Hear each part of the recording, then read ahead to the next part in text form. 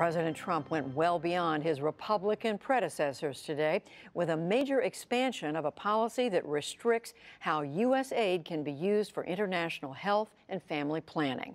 The rule, known as the Mexico City policy, has often blocked international assistance through the U.S. Agency for International Development to any groups or programs that provide or mention abortions. The president's new order would apply to billions of additional dollars given out by the state and defense departments. William Brangham is back with that story. The rule, often referred to by critics as the gag rule, was first enacted in 1984. Republican presidents traditionally reinstate it and thus limit the funding to NGOs that discuss or perform abortions. Democrats, including President Obama, then repeal it. During his first few days in office, President Trump signed an executive order making it clear he would reinstate it. But today, the scope of it became much clearer. In the past, about $600 million in funding was covered by the rule. Today's expansion will now affect nearly $9 billion. I'm joined now by Yeganeh Torbati. She covers the State Department for Reuters. Welcome back to the NewsHour. Thank you. Very big expansion of this policy today, right? Right. This is so. Before this version of the policy, under past Republican administrations, just like you mentioned, there was some version of this rule, but it applied only to family planning related funding from USAID and the State Department. Now, under this version of the policy, it's going to apply to basically all global health funding provided by the United States. That's funding under the Defense Department, under the State Department, under USAID as well. So that's any U.S. agency, any U.S. department now falls under this rule. Right. When it comes to their global health assistance dollars, they have to abide by this Mexico City policy. So specifically, we touched on this a little bit, but the rule says if you're getting federal money, you can't perform or mention abortions. Is that right? Right. That's basically the general version of the rule. You can't perform or mention abortions as part of family planning. Now, U.S. officials said today when they were rolling out this policy that they will make exceptions for abortions performed basically in the cases of rape or incest or other sort of like emergency situations. But the vast majority of abortions are not for those purposes. They're for sort of family planning purposes, and so funding will be restricted when it comes to groups that provide those sorts of services or mention them or talk about them.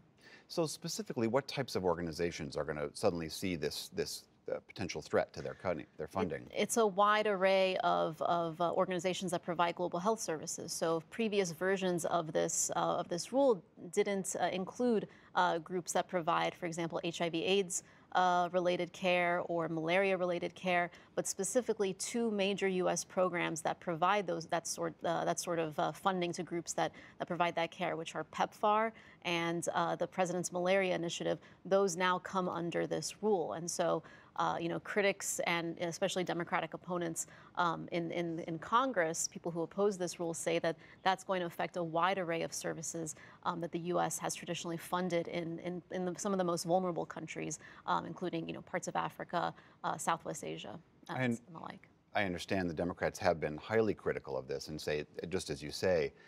On the other hand, people who want to restrict abortion see this as a huge victory. I mean, that seems to be the goal here, right? To restrict abortions that come via U.S. dollars all around the world. Right. I mean, one thing that's notable that we should note is that even when the Mexico City policy is not in place, meaning under Democratic administrations is usually when it's been rescinded, federal law prevents U.S. funds from being used to fund abortion services. That's a separate, federal legal distinction. This rule applies to U.S. funding for organizations that provide abortions or provide information about abortions using funds from other non-U.S. sources. So that's one distinction to make. And yes, you're right. Groups that support this rule, and we heard from a lot of them today, say that they're ensuring that U.S. funds aren't supporting groups even that support these sorts of abortion policies that they don't agree with, and so they're really lauding President Trump's action and the State Department's implementation of that rule today. Lastly, If an organization currently is being funded by the U.S. and they do mention or perform abortion somehow, can they simply change their mission and still receive money, or are they going to be cut regardless?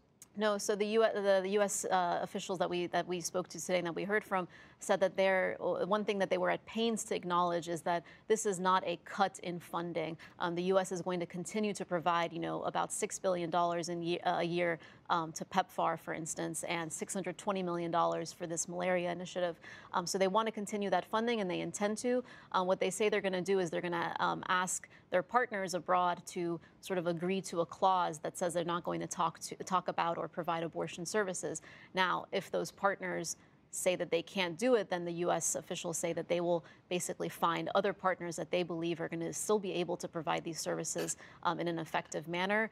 But it will basically require not a cut in funding, but a reallocation of funding. And we'll have to see, is that going to be difficult on the ground? Is that going to restrict the number of partners that the U.S. can work with? How is that actually going to be implemented? All right, Yeganeh Torbati, thank you very much. Thank you, William.